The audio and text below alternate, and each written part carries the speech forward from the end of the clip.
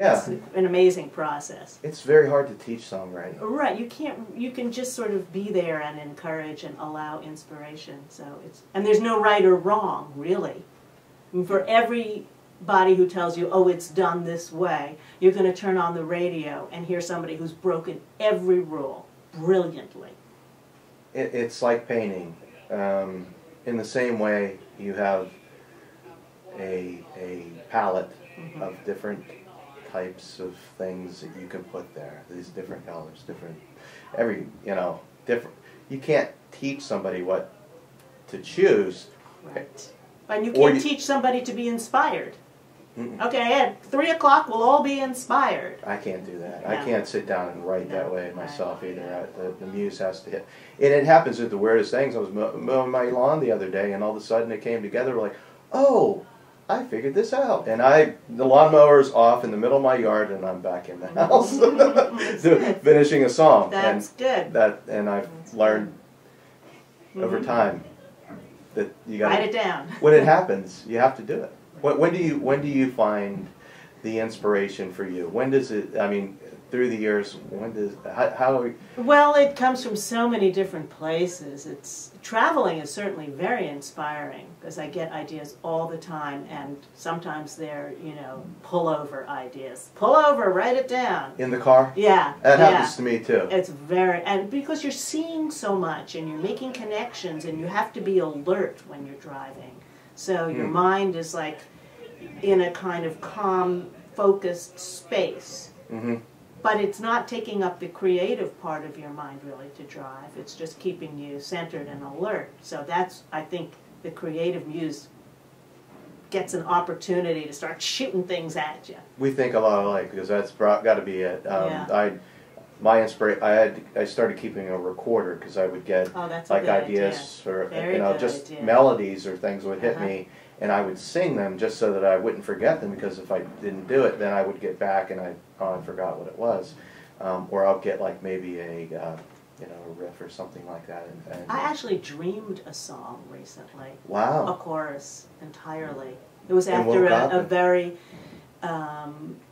existential conversation with my youngest son about reincarnation, and I went to sleep and I dreamed this chorus. And you woke up and I woke up at 3 and I wrote it down and sang it a few times so I wouldn't forget it, because sometimes I do that too.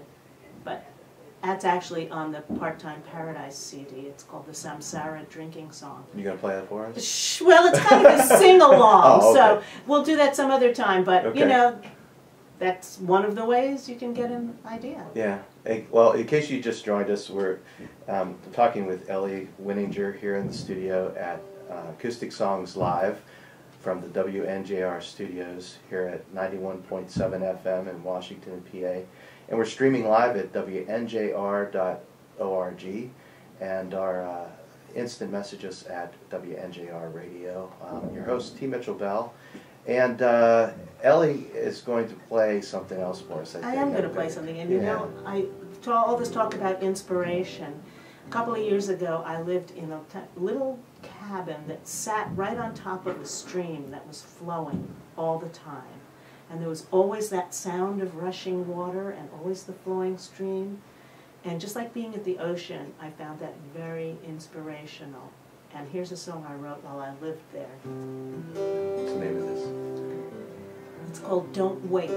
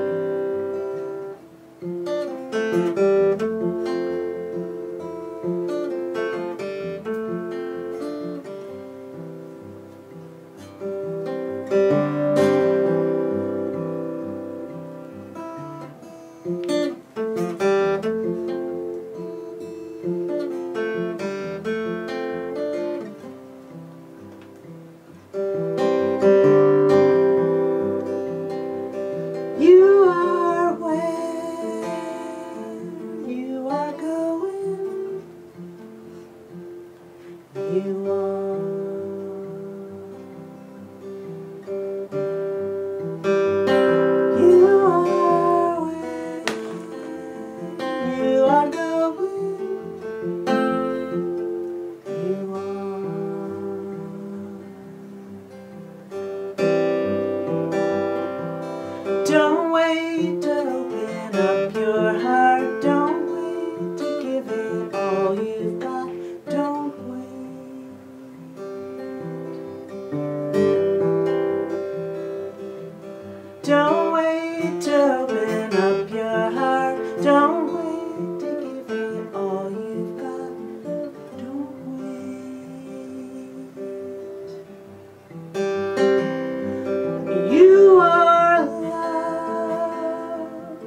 You're the answer.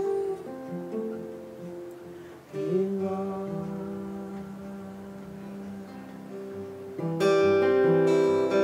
You're the music. You're the dancer. Don't wait.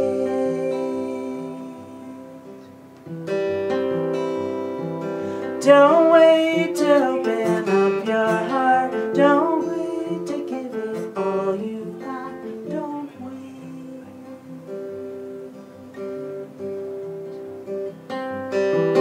Don't wait to open up your heart. Don't wait to give it all you've got.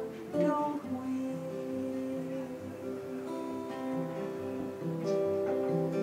And give the love you've been seeking. Give love. And live the dream you've been keeping. Don't wait.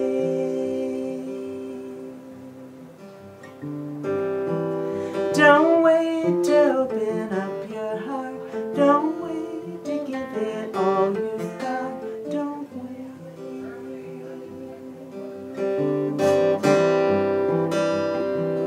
Don't wait to give it all you've got. Don't wait to open up your heart. Don't